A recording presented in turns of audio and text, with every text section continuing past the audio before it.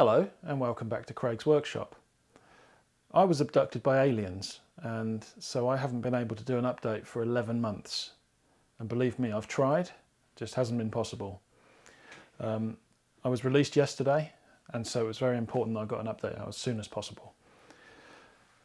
These are my 3D printers and we're going to start there.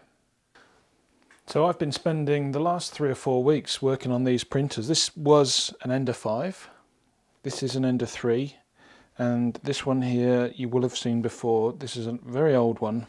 It's an Ordbot Hadron, which is running an old controller and needs major updates. But my attention has been focused on this one here. I've done a few things to this printer. I've moved the power supply to the back. I've built a EVA carriage for a direct drive system. So I've got a BL Touch, fans on the front and back, a V6 hot end and an orbiter carriage. An orbiter extruder. Haven't quite covered this up yet, but I've been wiring and tweaking and making this all work. And this is the first phase for a Core XY update that I'm doing to this. I'm going to change this into a Mercury 1.1 and I wanted to break the job into 2. So doing this carriage first seemed a bit sensible to me, and I'll do the Core XY stuff later. Core XY is a way of getting this stepper off the X gantry and it allows this thing to run very fast.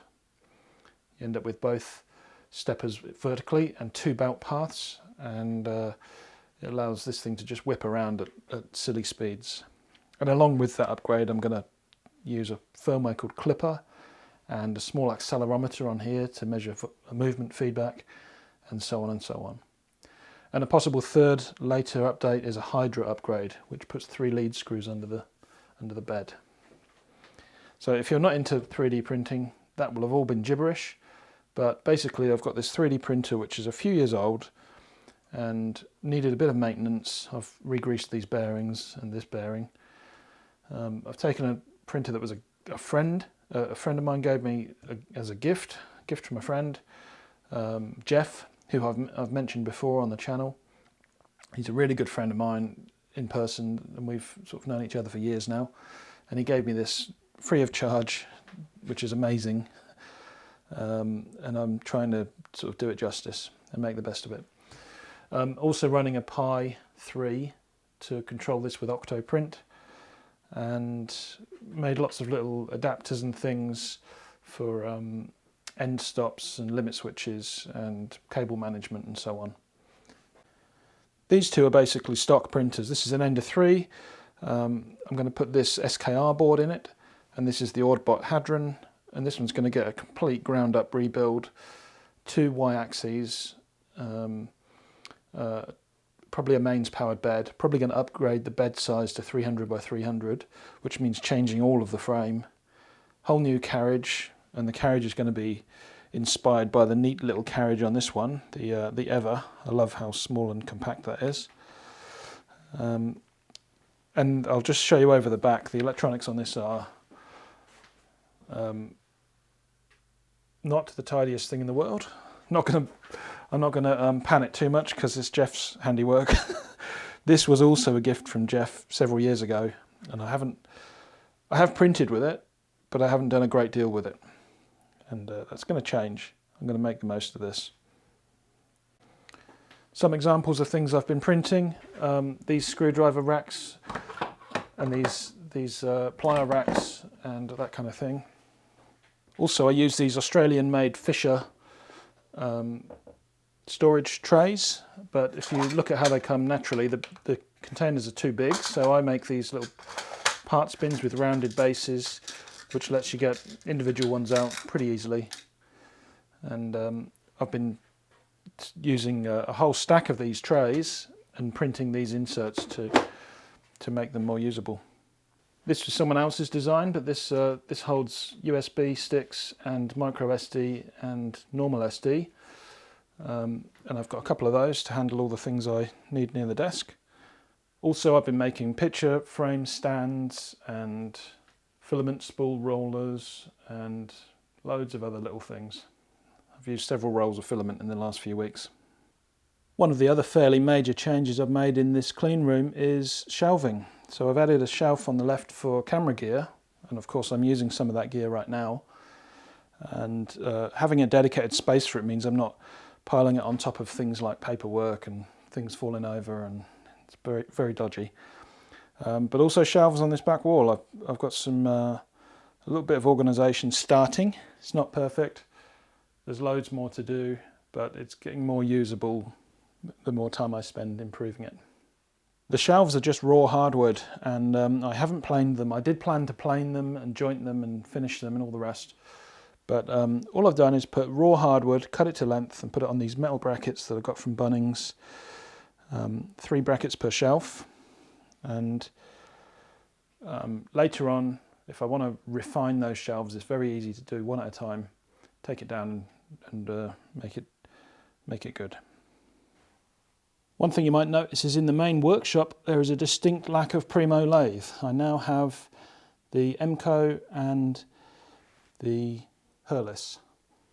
And there's a few videos on this on the main channel, project videos showing bits and pieces that have been done to it to make it work. This one is again more or less untouched. Other than cleaning, I haven't really done anything with this. And also the shaper is sold. So I wasn't using the shaper and it was too big for in here, and it's gone to somewhere that's going to actually use it. So it had been catching dust in my space here for at least a year. So I've sold it on, and I'm happy with the machines I've got now. I've got the milling machine still, of course, and these 2 lathes, small and big. And I've got the bandsaw here, and in that room in the dark corner I've got the grinders. So I've got more than enough tools for what I need to do. Progress on the actual workshop building has been really slow. The only thing I've really done since last year has been the shelves that I mentioned, and also these 2 walls. They're framed in and all the power is good, and they're ready for lining, and just needs a bit of time to put into that. One other thing I've done is I've sold a whole lot of craft wood that I had here that was sort of valuable, fairly expensive wood, and just to make space, because I've got no space. And this area here, I've got lots of L-shaped brackets that are going in to make a very large shelf or floor and a wall behind. And I've only just started that, and these bits of wood are unconstrained. That's why they look all wobbly, but basically they're going to get braced against each other and tied to the wall, and then lined with plywood on the bottom and the back, and that should give me lots of nice storage space. The hangers are going to continue along that way, and that should give me tons of space. It's going to be hard to show you this, but in this cabinet is a 6040 CNC router and a control cabinet to go with it.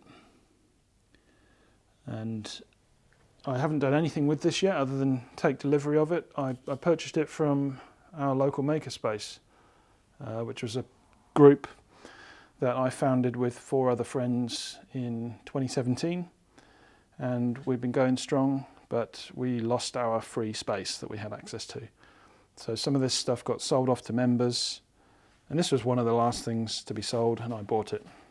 So I keep vacillating between whether I want a CNC or not in here, but I think one would be useful. I just need to make sure not to base my channel around it. Otherwise I'll run out of content, because the CNC will be doing all the work. Sadly, my belt grinder is out of action at the moment. The belt grinder itself is perfect, and all the bearings and everything are perfectly good, but the motor has a little startup switch, and it's a problem. It's broken. It had a plastic cage that held things together, and it's an old motor, and that cage is just sort of smashed apart. So I haven't investigated yet whether I can draw one up in CAD and then get a sort of third-party resin printing company to do it for me, or I don't know yet. But I've got a friend who's got a friend who's got a spare 3-phase motor, so I might just do a VFD upgrade on this. So let's see what happens.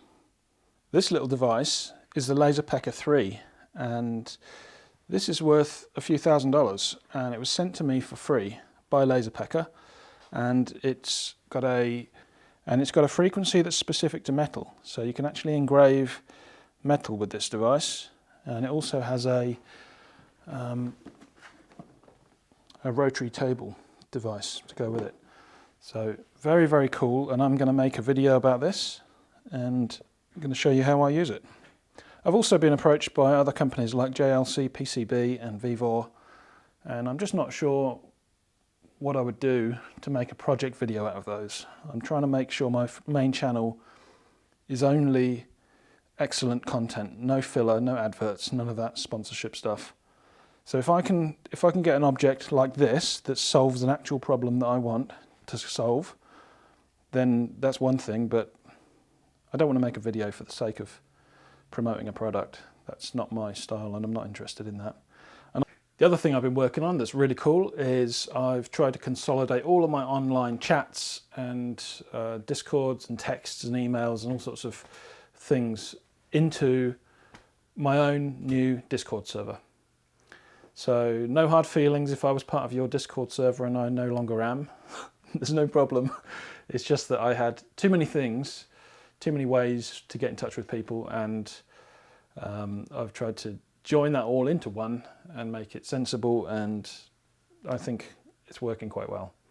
So anybody that knows me or wants to talk to me, you're all invited. Just come and join my Discord. I'll put links down here, and the rules are pretty basic. Keep it on topic, keep it family friendly.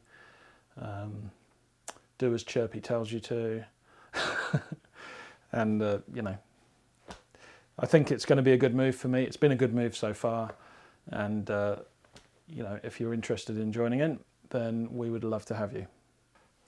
And finally, I'm going to go through all the gifts and viewer mail that people have sent, because there's a lot there. So no bad feelings if I'm just going to go through these things quickly, but I can't leave it any longer. You know, this abduction has really thrown my update video schedule out of whack, and I need to get back on track as soon as possible. So let's get on with it. Okay, first sticker is from Al. He has a channel called AWD Junior, and when I visit that, currently it says this channel has no content. I don't know whether he's got his videos paused or not, but I know he's a machinist and a welder and more recently a hobbyist. And he sent me an email quite a while back now, and I'm sorry that it's taken so long to show these, but anyway, here's his sticker from his channel. Go and have a look at his suggested channels at least, and you'll get an idea of his interests. And here we've got Paul at Haxby Shed. Paul has a brilliant channel. He's got a real focus on video quality and presentation, and he's very careful and neat when he works on things, and I just think he's a really friendly character. I'd love to live next door to him. And he does a range of things from machine repairs and restoration and maintenance through to household repairs. And it tickled me a bit when I saw a comment in the last couple of months because somebody complained to Paul on his channel about the fact that some of his videos were to do with household maintenance because they came here for the machining or something like that. But the thing is, if you saw Paul's early videos, it always has been about a range of things. So, you know, my advice to viewers is, if you don't like it, watch something else. Jim's Workshop, I am so sorry. Jim sent me a message. If you haven't seen Jim's Workshop, first of all, go and have a look. Great guy. He sent me a message months and months ago and said, would you like to do a sticker swap? So we did, and I received his sticker, and I didn't say anything about it. I just put it to one side, and I was saving up for an update video. This is that update video. The thing is, that was months ago, and months after that, which is still months ago, he sent me another one or two, and so I feel really bad. He sent me 2 lots. At some point, if somebody wants spares, the spares that I've got, again, I will send the spares on, because Al sent me several, Jim has sent me several. and the next one I'm going to show, there's at least a couple of those. Next one is from Live Tools, and these guys, you probably heard of these guys if you watch Matty's channel. They're in Australia and they sell tooling, and they got in touch with me. They liked one of my old videos and they said, we'd love to send you something, and they sent me a carbide end mill, and I used that on one of the lathe videos. I think it was making the pulley, getting the drive system working, and I used an 8mm carbide end mill from these guys. They sent it to me for free, and they sent me these stickers at the same time, and no other affiliation other than that. And yeah, the tool worked well, and I abused the tool, using it for plunging and gripping it just by the tip, and yeah, worked great. And it's still going, it still looks like a new one. So as far as that goes, I can recommend it that far at least.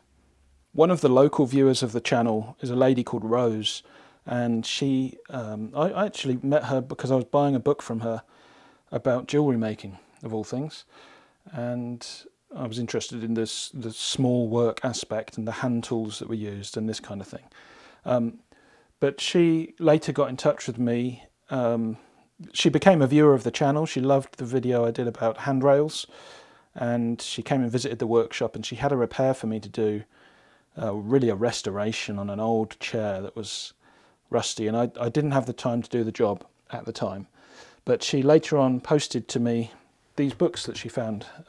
So I haven't really dug into these books yet, but thank you, Rose. They're appreciated, and they'll go on the bookshelf, and I will have a good look at them in due course. So thanks again. One of the other local viewers, well, other end of the island, lives up near Tom Make Here, is a guy called Rob, and him and I have been emailing for a while now, and he's setting up shop, he's buying machines, and he's getting himself set up. And he messaged me a while back and said, send me your address, because I found a new squirt bottle that's really good and it's solvent proof. And I thought, oh, okay, cool, that'd be interesting, I'll have to try one out. And he sent me these, and they are Canyon brand, model CHS3AN. And when you look around, these are kind of a professional bottle that cleaners and people using spray bottles all day, they use this kind of bottle. And they're solvent resistant, so you can put things in there that would eat other bottles. That's as much as I know. But in the packet, along with the bottles, came this from the Ontario Knife Company, Randall's Adventure Training, and this came with it. Beautiful little sort of tactical style knife with a belt clip, some kind of composite, I imagine composite handle, and a locking blade, and it is gorgeous. It's so smooth. Very easily open that and close that with one hand. I love tools like this, so I'm really grateful. And again, I'm sorry how long it's taken for me to show this and to thank you for it, Rob, but thank you. And next time you're down in Hobart, send me an email and we'll catch up. Last but not least is Matty from Matty's Workshop. This guy is a living legend. I can't understand how he puts out so much high quality content so frequently. He's just an awesome guy, and I'm sad that I haven't had the chance to get over to the mainland and shake his hand yet, but one day soon. I already have one of these caps, and I've nearly worn the thing out, or at least made it filthy. But he said, do you want another one, or do you want a beanie? And he ended up sending me both of these. So big thumbs up, Matty. Much appreciated. I'm good for a few years now on hats. Well, thanks for watching. I'm glad you stuck to the end. Don't forget about Discord, link below, and see you in a project video sometime soon.